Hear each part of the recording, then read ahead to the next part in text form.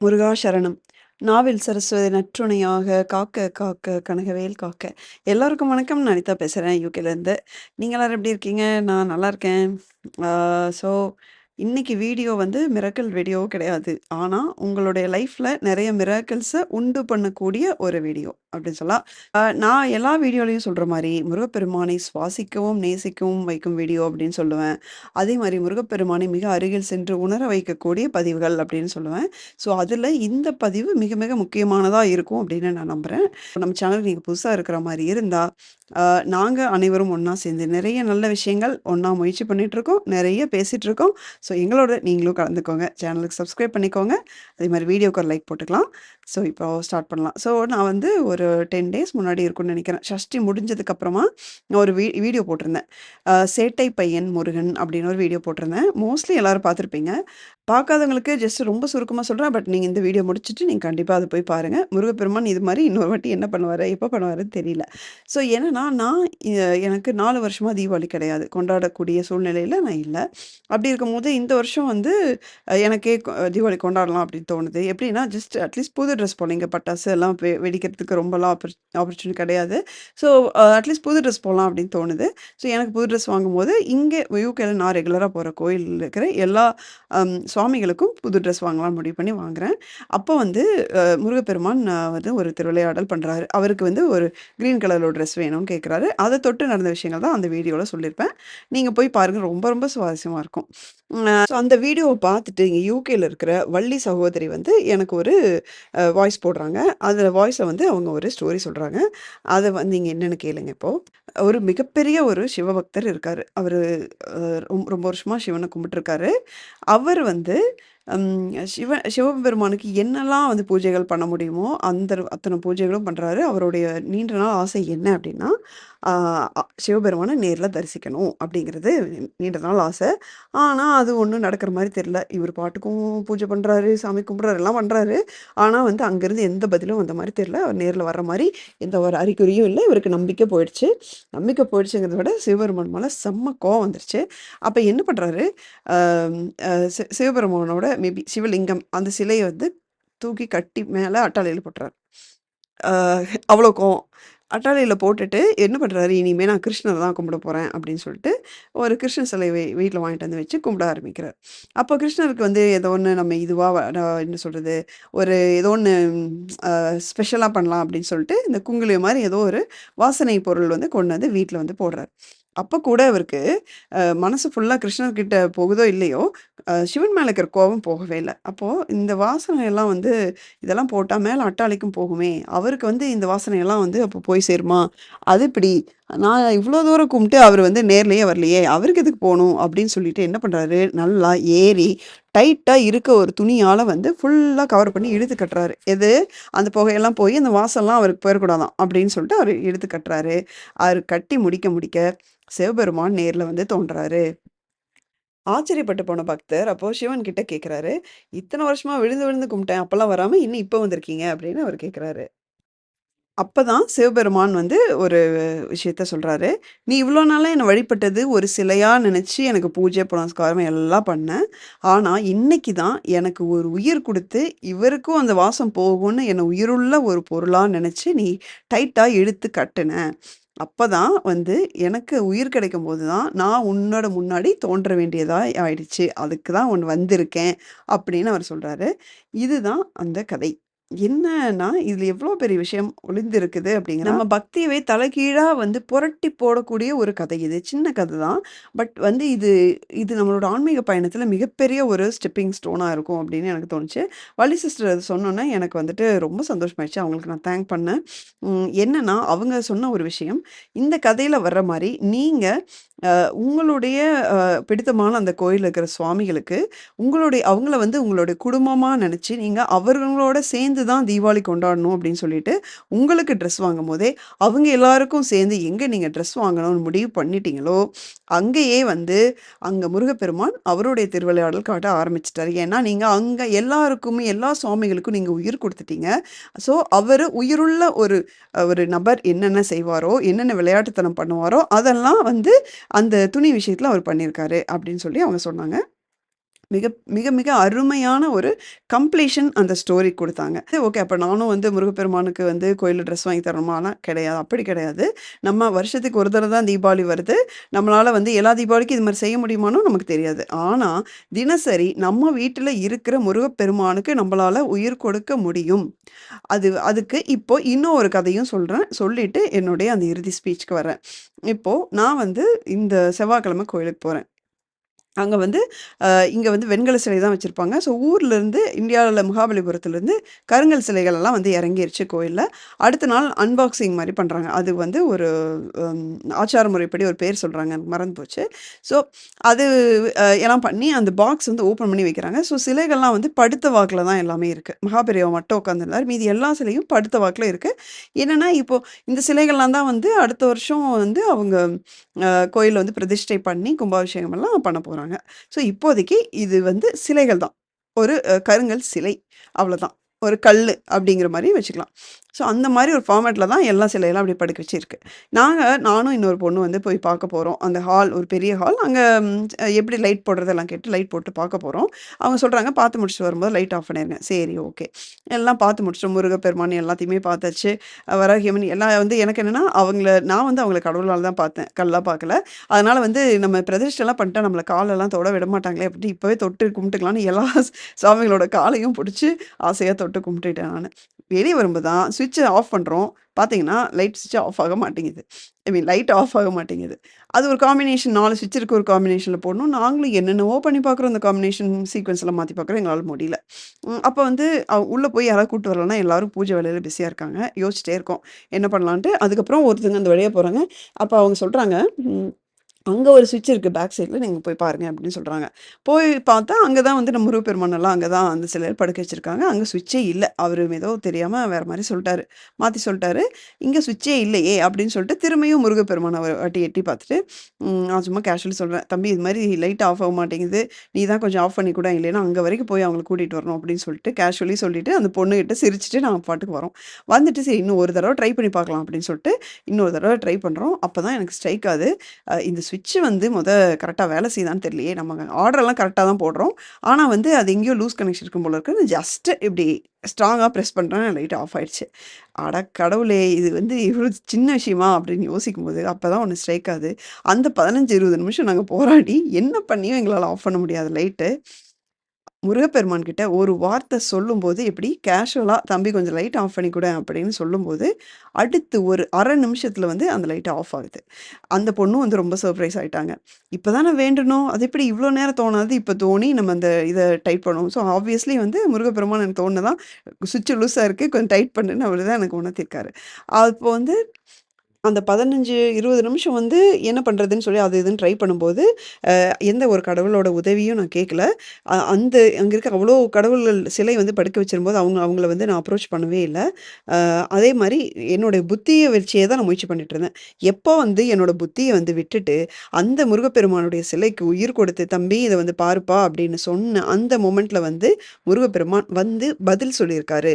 என்னுடைய வேண்டுதலுக்கு உடனே செவி சாய்ச்சு 1/2 நிமிஷத்துல அந்த லைட்ட ஆஃப் பண்ணியிருக்காரு. ஒரு சின்ன விஷயமா அப்படின்னு கேட்டா, கண்டிப்பா கிடையாது. இங்க 2 விஷயம். ஒண்ணு வந்து என்னோட புத்திய நான் சரண்டர் பண்ணியிருக்கேன். இன்னொரு விஷயம், அந்த கல் சிலைக்கு நான் உயிர் கொடுத்து வந்து "தம்பி இத வந்து சரி பண்ணுப்பா" அப்படின்னு நான் வந்து சொல்லியிருக்கேன். இந்த சம்பவமும் நான் வந்து சொல்லணும்னு நெனச்சேன். ஸோ இப்போ நம்ம வீட்ல இருக்கிற சுவாமிகளுக்கு எப்படி நம்ம உயிர் கொடுப்பது? அப்ப என்ன பண்ணணும்? பகவான் ஸ்ரீகிருஷ்ணர் பகவத்கீதால அந்த பக்தி பத்தி சில முக்கியமான பாயிண்ட்ஸ் எல்லாம் அங்கங்க சொல்லியிருப்பாரு. அதெல்லாம் சூப்பரா இருக்கும். அ அதுல வந்து பார்த்தீங்கன்னா, ஒரு ஒரு பாயிண்ட் இருக்கு. அதுல பார்த்தீங்கன்னா, நான் வந்து அவர் அவர் கிருஷ்ணர் சொல்றது, "நான் வந்து புலன்களில் நான் மனம், உயிர்களில் நான் உணர்வு" அப்படின்னு சொல்லியிருப்பாரு. அதுக்கு வந்து மிகப்பெரிய அர்த்தம் கண்டிப்பா பெருசா இருக்கும் பின்னாடி. பட் அதுலேருந்து நான் எடுத்துக்கிட்டது என்ன அப்படின்னா, ஆ நம்மளுடைய உயிர் மற்றும் உணர்வுல கலந்து இருக்கிறது தான் கடவுள்.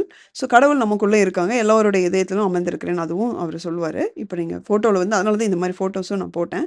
ஸோ இது ஒரு சாதாரண விஷயம் கிடையாது. இது உண்மை. இப்ப வந்து நல்லா யோசிச்சு பாருங்க. நம்ம கோயிலுக்கு போறோம். சாமி கும்பிடுறோம். நெறைய பேர் எப்படி சாமி கும்பிடுவாங்க அப்படின்னா, அ "அப்பா முருகா காப்பாத்துப்பா, எனக்கு ஓகே நல்ல வேலை கிடைக்கணும்ப்பா, பையனுக்கு கல்யாணம் ஆகணும்ப்பா, நீ தான்ப்பா பார்த்துக்கணும்." இப்படி இந்த மாரி வாய் விட்டே வேண்டுவாங்க. இல்லன்னா மனசுக்குள்ளே வேண்டுவாங்க. கிட்டத்தட்ட ஒரு 90% ஆஃப் த பீப்பிள் இந்த மாரி ஒரு டோன்ல தான் வேண்டுவாங்க. ஒரே ஒரு செகண்ட் நம்ம யோசிச்சு பாருங்க. நம்ம வீட்டில இருக்கிற ஒருத்தர் கூட இந்த மாரி டோன்லயா பேசுவோம்? வீட்ல இருக்கிறவங்க கிட்ட நீங்க இந்த மாரி கற்பனை பண்ணி பாருங்களேன். உங்க பையன்கிட்ட இந்த மாரி பேசுற மாரி, உங்க வீட்டுக்காரர்ட்டயோ, ஒய்ஃப் கிட்டயோ வந்து இந்த மாரி பேசுறத கற்பனை பாருங்க. எவ்ளோ ஒரு ஒரு மாரி என்ன சொல்றது? ஒரு ஒரு வியர்டா இருக்க மாரி இருக்குல்ல? ஏன் நம்ம வீட்ல இருக்கிறவங்ககிட்ட வேற மாரி பேசுறோம் அப்டின்னா, சோல் டூ சோல் கனெக்ட் ஆயி நம்ம வீட்ல இருக்கிற ஒரு சக நபர் இருக்காங்க அப்டின்னா, ஃபுல்லி கனெக்டடா நம்ம பேசும்போது, அது வேற மாரி இருக்கு. இந்த மாரி பேசும்போது ஒன் வேல பேசுற மாரி நமக்கு இருக்கும். அப்ப எப்படின்னா, சரி அப்ப 2 வேல எப்படி பேசுறது? அப்படின்னா 2 விஷயம் இருக்கு. ஒண்ணு பேசுறது. இன்னொன்னு அவங்ககிட்டருந்து கிடைக்கிற பதில லிசன் பண்றது. அது எப்படி கிடைக்கும்? இதுதான் இப்போ அடுத்தது நம்ம பேச போறோம். இப்போ கடவுள ஒரு நபரா தான் நம்ம இங்க ட்ரீட் பண்றோம். ஆனா, நம்ம சாதாரண நபர். நம்ம சாதாரண மனுஷன். ஆனா, அவர் வந்து ஒரு பரம்பொருள். அது ஒண்ணு தான் டிஃபரன்ஸ். அது ஒரு ஒரு சுப்ரீம் பவர், சுப்ரீம் பெர்சன். ஒரு பரம்பொருள். ஸோ, அவர் மேல வச்சிருக்கிற அன்பும் பார்த்தீங்க அப்படின்னா, ஒரு எப்படி சொல்றது? பரம அன்பு அப்படி சொல்லலாம். அத ஒரு அந்த லவ்வே பார்த்தீங்கன்னா, அந்த சுப்ரீம் லவ். அது வந்து இன்னும் நம்ம வீட்ல வச்சிருக்கிற சாதாரண ஒரு மனுஷங்கள விட, மேல வச்சிருக்கிற அந்த அன்ப விட, இன்னும் ஒரு படி மேலா இருக்கணும் நம்மளுடைய அன்பு. அந்த அன்போட கலந்து நம்மளுடைய மனச வந்து ஒரு ஒரு நிலையில பகவத்கீதையிலயே இதே பாயிண்ட் சொல்லுவாரு ஆக்சுவலி கிருஷ்ணர். உன்னுடைய மனசு வந்து ஒரு நிலையில என்கிட்ட உன்னால உன்னோட மனச என்கிட்ட நிலை நிறுத்த முடிஞ்சது அப்படின்னா, நீ என்ன அடைய முடியும் அப்படின்னு அப்படி சொல்லியிருப்பாரு. அதே மாரி அவர் சொல்லியிருப்பாரு, உன்னால முடியல அப்படின்னாலும் வந்து அது தோல்விய நீ ஒத்துக்காத. நீ திரும்ப திரும்ப பயிற்சி பண்ணு அப்படின்னு அர்ஜுனனுக்கு சொல்லுவார். அது மாரி, நம்ம வந்து நம்மளுடைய மனசுல மத்த நாய்ஸ் எல்லாத்தையும் அமைதிப்படுத்திட்டு, மத்த எமோஷன் எதுவும் இல்லாம, மேபி ஒரு 10 நிமிஷம் அமைதியா உட்காந்துட்டு, பூஜை அறையில பூஜையெல்லாம் முடிச்சுட்டு, உங்களுக்கு வேணுங்கிற திருப்புகழ், வேல்மாறல் எல்லாம் படிச்சு முடிச்சுட்டு, நீங்க டெய்லியும் முருகப்பெருமான் கிட்ட ஒரு ஒரே 1 நிமிஷம் அல்லது ஒரு 30 செகண்ட் உங்களால வந்து ஃபுல்லி சோல் டூ சோல் கனெக்டடா பேச முடிஞ்சுது அப்படின்னா, நீங்க பேசுறத 100% அவர் கண்டிப்பா லிசன் பண்ணுவாரு. அது அவருக்கு ரீச் ஆகும். கண்டிப்பா. உங்களுடைய கோரிக்கைகள், வருத்தங்கள், மனக்குழப்பங்கள், அழுகைகள் எல்லாமே அவருக்கு போய் சேரும். அதுக்கு அவரு செவி சாய்ப்பார். இது வந்து பரிபூர்ணமான உண்மை. ஸோ போக போக வந்து நானே ஒரு எடுத்துக்காட்டு நான் சொல்றேன்.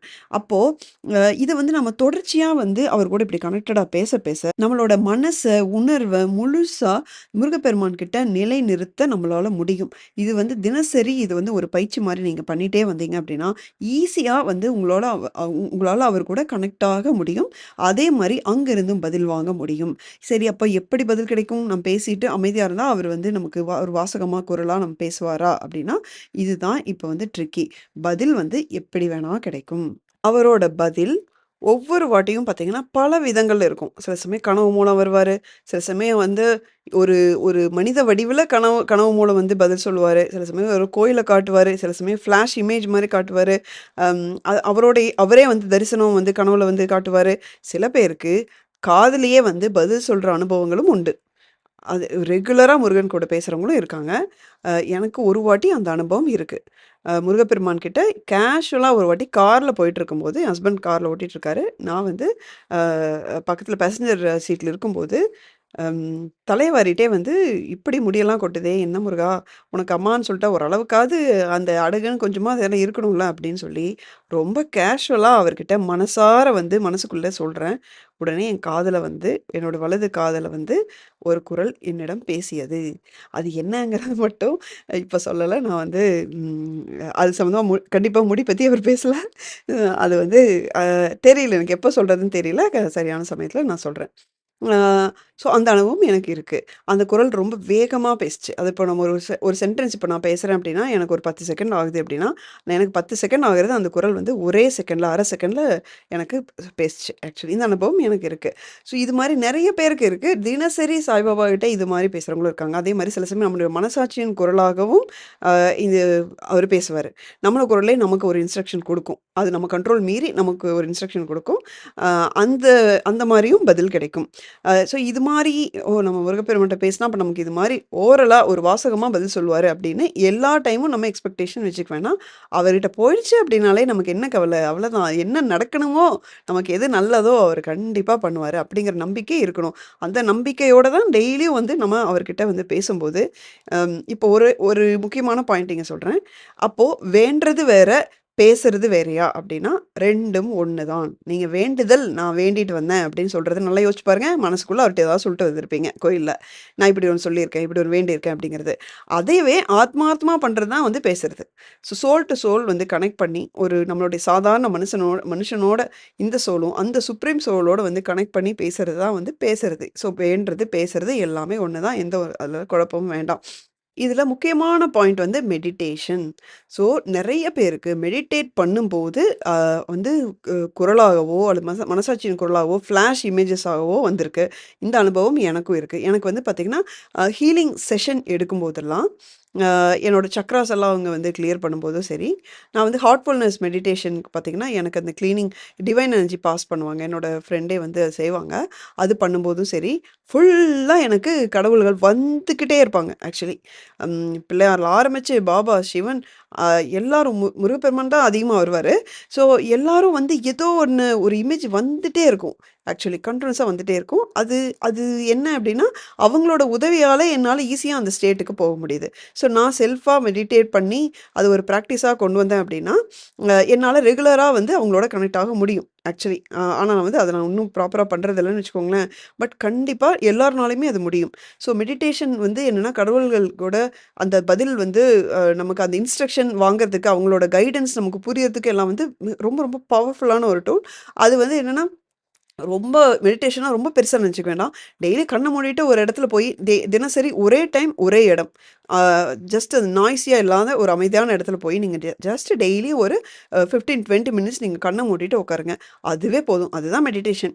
அதுவே அதுவே வந்து அடுத்தடுத்து உங்களுக்கு பெரிய ஒரு மாற்றத்தை கொண்டு வரும். தான் வந்து பகவான் ஸ்ரீகிருஷ்ணன் என்ன சொல்றாருன்னா, பகவத்கீதால, இப்போ ஒரு மனுஷன் வந்து விழிப்புணர்வு நிலையில இருக்கும்போது, அதாவது தூங்காம நம்ம சுய நினைவுல இருக்கும்போது, எவ்ளோ தூரம் வந்து இந்த மாரி கடவுளோட கனெக்ட் ஆயி நம்ம இருக்கிறோமோ, அந்த நேரம் அதிகரிச்சுட்டே போக போக, நம்ம கம்ப்ளீட்டா அவர்கிட்ட வந்து நம்மளுடைய புத்தி, மெயினா நம்மளுடைய அந்த அறிவு, புத்தி எல்லாம் இருக்கு இல்லைங்களா? அத வந்து நம்ம சரண்டர் பண்ணிட்டு, அன்பையும், பக்தியையும் அன்பு கலந்த அந்த பக்திய வந்து உணர்வுபூர்வமான பக்திய வந்து அதிகமாக்கும்போது, அது அதிகமாயிட்டே போகும்போது, அது நம்மள கடைசியா எங்க கூட்டிட்டு போகும் அப்டின்னா, எல்லோரும் விரும்புற அந்த பிறவாமை அப்டின்னு சொல்லி அந்த நிலைக்கு அது கூட்டிட்டு போகும். மனம் அப்படிங்கிறது ஒரு குரங்கு. அந்த குரங்க வந்து அமைதிப்படுத்திட்டு, மனச அமைதியா வச்சுக்கிட்டு, கடவுளோட கனெக்ட் ஆயிட்டு, இது மாரி மனசு விட்டு ஹார்ட்ட ஓப்பன் பண்ணி, கடவுள்கிட்ட தொடர்ந்து கனெக்டடா பேசிட்டே வரும்போது, நம்மளுடைய பக்தியின் வடிவம் மாறுது. பக்தியின் வடிவம் மாறி, அந்த அன்பு வந்து அந்த கனெக்ஷன் அதிகமாயிட்டே போக போக என்ன ஆகுன்னா, புற வாழ்க்கையில இருக்கிற மத்த ரொம்ப அந்த ஆசை, பற்று, பெருமை, பொறாமை இந்த மாரி அந்த கர்மாக்கள சேர்க்கிற அந்த விஷயங்கள் மேலலாம் பார்த்தீங்கன்னா, கொஞ்சம் கொஞ்சமா வந்து நமக்கு அந்த இதெல்லாம் குறைஞ்சிட்டே வரும். அது மேல இருக்கிற அந்த ஒரு பற்று வந்து குறைஞ்சிட்டே வரும். குறைஞ்சிட்டு வரும்போது, நம்மள வந்து அது இறுதியா பிறவாமை அப்படிங்கிற ஒரு நிலைக்கு கூட்டிட்டு போகும். ஸோ நம்மளுடைய பக்தியின் வடிவம் மாறுற அந்த ஸ்டார்ட்டிங் பாயிண்ட் பார்த்தீங்கன்னா, இதுதான். ஸோ உங்க வீட்ல இருக்கிற முருகப்பெருமானுக்கு உயிர் குடுங்க. டெய்லியும் மனசார அவர்கிட்ட நீங்க வந்து கம்ப்ளீட்டா கனெக்ட் ஆயி நீங்க பேசுங்க. அவரு திரும்ப உங்ககிட்ட பேசுவார். அவரு வந்து வாசகமா பேசல அப்டின்னா கூட, அவரு ஏதோ ஒரு வடிவில உங்களுக்கு வேணுங்கிறத வந்து பூர்த்தி பண்ணிட்டே இருப்பாரு. அது உங்களுக்கே தெரியாது. அவரு வந்து கம்ப்ளீட்டா வந்து உங்கள புரொடெக்ட் பண்ணிட்டே இருப்பாரு. இது வந்து நீங்க அவரோட அது நாளுக்கு நாள் போக போக நீங்க உணர்வீங்க. முருகப்பெருமான் உங்களோட இருக்கிறத வந்து அதிகமா உணர ஆரம்பிப்பீங்க. ஸோ இத பத்தி நீங்க என்ன நினைக்கிறீங்க? அப்படிங்கிறது கண்டிப்பா கமெண்ட் பண்ணுங்க. இதுல எந்த டாபிக் எடுத்து டீட்டெயிலா இன்னும் பேசலாம் அப்படின்னு சொல்லி ஏதாவது தோணுச்சுன்னா, அதுவும் நீங்க சொல்லுங்க பேசலாம். அதே மாரி வீடியோ பிடிச்சிருந்தா லைக் பண்ணிக்கோங்க. அடுத்த வீடியோல பார்க்குற வரைக்கும் முருகா சரணம்.